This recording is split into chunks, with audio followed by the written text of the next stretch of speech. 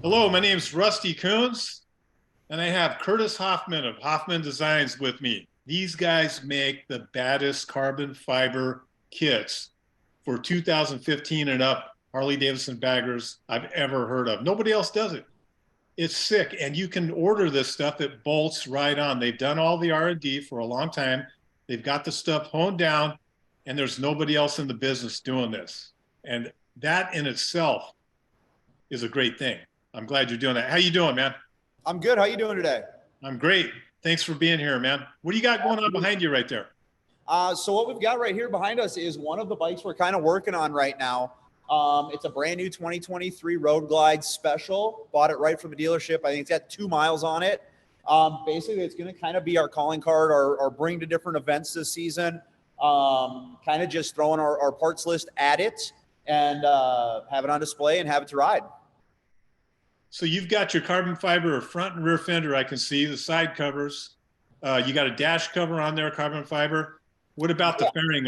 Are you doing the carbon fiber fairing on that? So we do make one. This one we're not. We're trying to do a blend with this particular bike to keep that, that two-tone paint job on it. So it's the industrial yellow, black with a red pinstripe. So we really wanted to keep a little bit of color on it. So like this one, we did our front fender. We did our front wheel on it that we make. We did our dash, like you mentioned.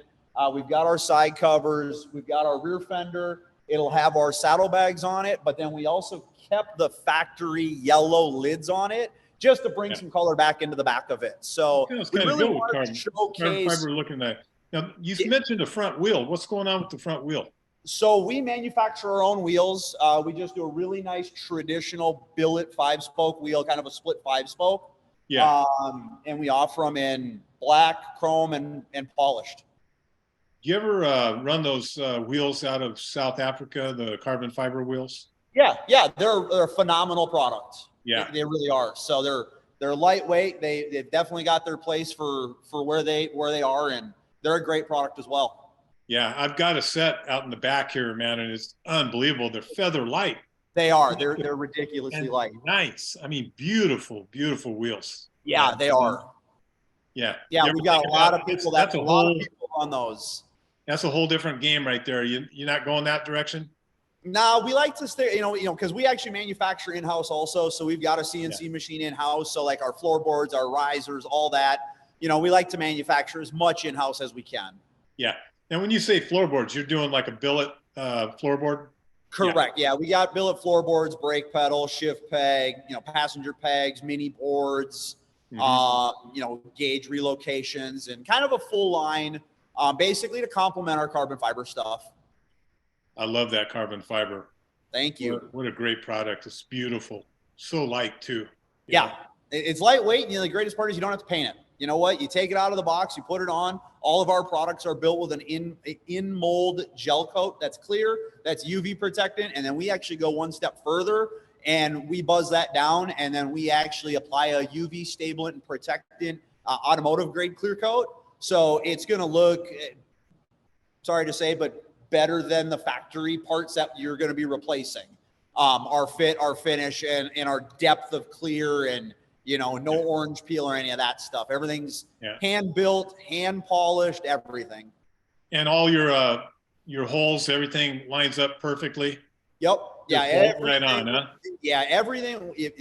All of our carbon products, except our outer fairing, is a 100% take it out of the box, put it right on your bike. Right. Okay. And what's going on? You're talking about the fairing up front? So the fairing up front, on there? That's like kind of a longer story, but that is a part that Harley has a wide variance in tolerances. Yeah. And when we're making a product, our product is considerably thinner. So it makes matting it up, mating it up and things a little bit more tricky. So we're still in the process of trying to get everything where it can be offered that way. Right now, like our outer fairing, we only, we'll do it on our shop built bikes. And then we'll send it out to, shops that we know are capable of doing the fitment of it to get the proper fitment. So like some of the guys that are doing the bagger racing and stuff like that will use our fairings.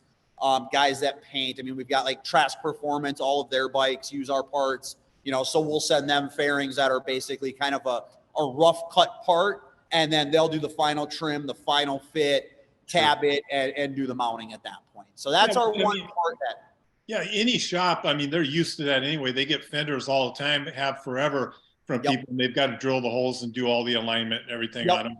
Yep, exactly. And the hard part is we really advertised it's 100% bolt on out of there. So we've kind of, I hate to use the word trained, but we've really promoted that our products are 100% fit and finish, ready to roll, where that one's not. So it's kind of that, kind of like a little gray area of, so it's almost one of them products we don't talk about a lot. I mean, we do it, we get a lot of calls for it, but we got to make sure people know, like, hey, this one is going to require some fit and finish work where, yes, everything else from us comes straight out of the box, ready to go on your bike. Right on. So how long have you been at the current location you're at right now?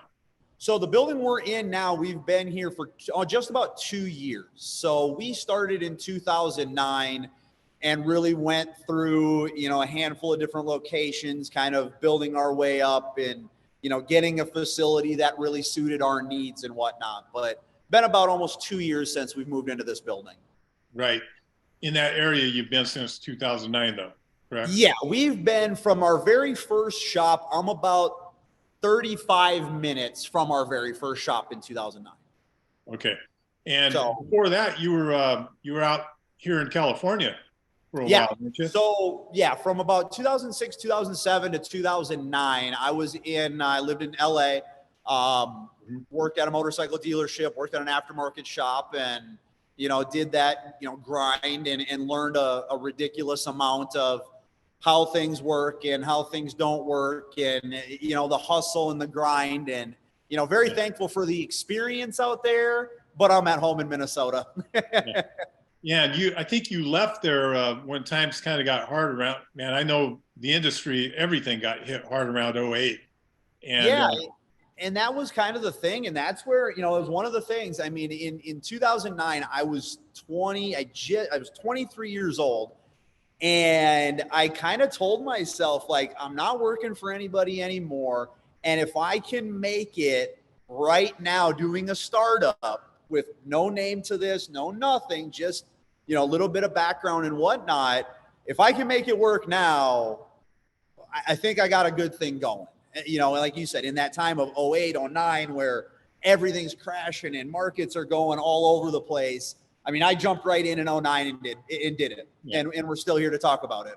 Yeah. But the thing is, you didn't just start at the top. I think you had to start off with a pickup truck and working in a 400-foot shop or something. Yeah. So, I mean, when I moved back here, I mean, like I was saying, in 2009, I literally packed up from the place I was renting. I was living in a 2-bedroom condo with a buddy. And actually that buddy moved from LA and now works with me. He's been here for about 2 years also. And I packed up. We had a small 2-bedroom condo with barely a 2-car garage. I loaded up I had a Toyota Tacoma pickup, and I had a Buell Firebolt and a custom project bike. I put those in there. I sold my little toolbox, my little Craftsman toolbox I had. I sold that, literally piled my clothes in. I sold my furniture, my bed, my dresser. I just got rid of it all, threw it all in, left Southern California in August of 2009, drove straight through to Sturgis, first time ever in Sturgis. And I was in Sturgis for like a week, and then kept trucking back to Minnesota. And for that first few months, I worked out of my dad's garage. I built my first ground up custom bike in his garage. And then about that, like I said, a few months later, me and a couple buddies, they were doing the car thing and stuff like that. And we're like, we all need a place to work on stuff. We want to be in like that legitimate commercial location. So 3 of us went in on it was like 1,400 square foot, if that, little single bay, kind of shop with 1 garage door, 1 man door, and that was it. And, they were really progressing, kind of quickly. I was doing a couple bikes, but I had a little corner because obviously the motorcycle guy doesn't need much room. And the car guys do, they had a handful of cars, and I had, I literally had two lifts, a workbench, a toolbox, and I had like one shelf next to my toolbox on this wall that couldn't have been maybe 8 feet long. And I mean, I worked out of that for probably a year or so. The bay right next door came available. So I'm like, hey guys, you need more space. I need more space. I'm going to grab this bay. They're like, perfect. And I was there for a couple years, in that bay. Those guys are still thriving and doing fantastic. They actually stayed in that same location. They just kept gobbling up the bays around them. And they finally, last year, I think it was, they just made their move. But yeah, I mean, I started out of like this little corner of a 1,400 square foot shop. And now you've got what, 11,000 square feet? Yeah, we're just shy of 11,000 square feet that we're in now. Right. So it's a big change. I mean, our showroom area is considerably bigger than the first shop we had. So tell me, give me a list of your products. I know you do the carbon fiber. You also do a little bit of carbon fiber for the new ST Softail, correct? Yeah. So we've got, our big thing is baggers. So, we've got, full baggers covered. And then we got some dyno stuff. We've got a couple of Indian parts, not many. Right. And then we do have some lowrider ST parts in the works, right, that we're hoping to debut at some point this year. Okay. And then what do you have with billet parts and the other accessories? So the billet stuff, we've actually expanded our line pretty rapidly with that since we did bring it in-house. So we bought a Mayans CNC machine last year. So, I mean, we've got floorboards, foot pegs, brake pedal, shift peg, risers, a couple different gauge relocations, handful of other things that kind of we've got in the works that we're getting ready to debut for Sturgis. And it's crazy to think Sturgis is 2 months away. I got 60 days to make that happen. So it's hectic right now. Right on. So I think we're going to wrap it up pretty quick, but what's your address, your phone number, and your website for all our viewers so they know how to get a hold of you? So our website is Hofmann-designs.com, HOFMANN-designs.com. Our Instagram is Hofmann Designs. That's where you'll kind of see a lot of our updates, our day-to-day, what we're doing, what we're working on, focusing on, things like that. Our address, we're at 3161 Dalton Court in Monticello, Minnesota. You have a phone number you want to put up? It is 763-595-1159. Right on, Curtis, man. Really great talking to you. Absolutely. I really appreciate it. However I can help. Thank you, man. And look, in the future, maybe I'll run into you at one of these things, Sturgis or somewhere, man, and have a beer with you. All right? Absolutely. We're always there. Sounds great. All right, man. I'll talk to you in a while. Really appreciate it. Thank you. Thank you.